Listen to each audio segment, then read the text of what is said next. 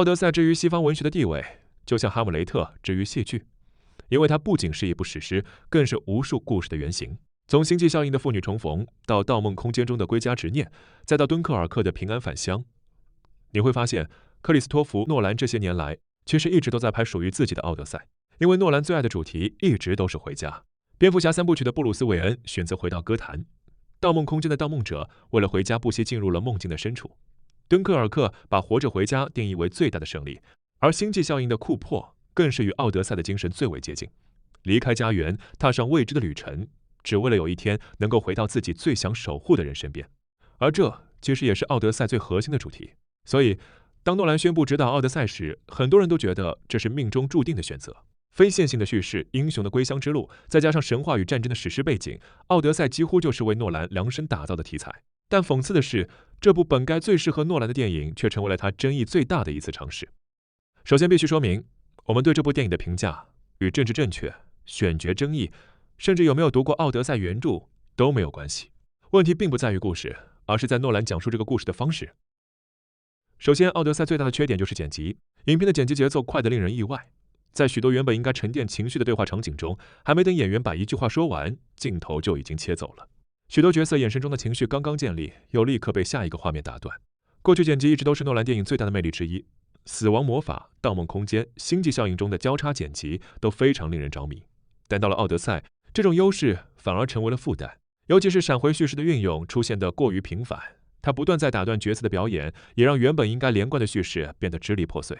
观众能够理解诺兰想要表达什么，却很难真正的沉浸在角色的情绪之中。与此同时，诺兰招牌式的非线性叙事，这次似乎也没有发挥出应有的效果。过去，诺兰作品的时间线交错是为了制造戏剧张力，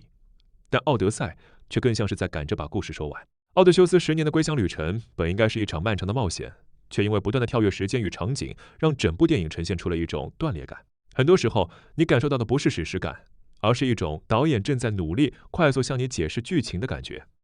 Hey everyone, it's Tom Holland here, and I am so excited for you to see our new movie, The Odyssey. 奥德赛的另一个争议则来自影片的对白设计。诺兰坚持让演员使用现代化的美国口音进行演出，这样的选择见仁见智。但对于很多观众来说，即使知道古希腊人不可能说英语，人们也依然会下意识地期待一种具有古典感的表达方式。因此，当一群演员用现代口音讨论古希腊神话的时候，难免会让部分观众产生出戏的感觉。And I remember thinking, gosh, it's loud. 至于选角，同样也是奥德赛讨论的焦点。马特·达蒙版的奥德修斯依旧稳定发挥，沙利兹·塞隆、乔伯·恩瑟等人的演技也毋庸置疑，但他们身上的现代气质与古希腊神话之间始终存在着一种微妙的距离感。最具争议的，则是饰演雅典娜的赞达亚。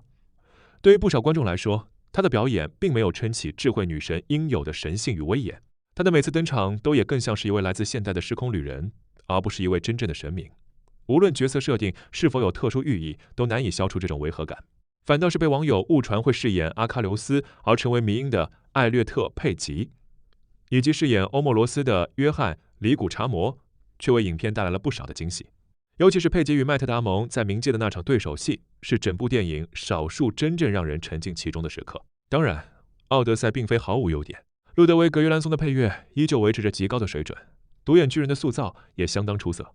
电影对于战争、创伤与归乡主题的讨论，同样也非常值得肯定。只是当影片来到最后，奥德修斯对于战争的忏悔，却没给观众有带来奥本海默那样的震撼。同样是在探讨天才与战争的关系，奥本海默让观众亲眼见证了角色的改变，但奥德赛更多时候只是不断在告诉观众，奥德修斯变了，他后悔了，他成长了。观众听到了他的忏悔，却没有真正陪着他走完这段旅程。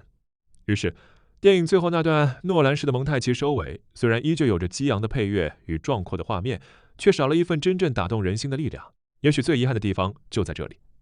奥德赛原本应该是最适合诺兰的一部电影，它拥有归乡、时间、战争、人性与神话等所有属于诺兰的元素，但是当这些元素全部堆叠在一起之后，它却没有产生大家预想中的化学反应。这或许也是奥德赛最令人惋惜的地方。它依然是一部充满野心的作品，我们也还是能够看见诺兰对于史诗电影的执着与热爱。但对于部分观众来说，他们喜欢的可能只是这部电影的某些片段，而不是它的全部。一部关于归乡的史诗，最终却没让所有观众都能完成这趟回家的旅程。这里是影视查克 Think Check， 每天与您分享最新的海外影视资讯。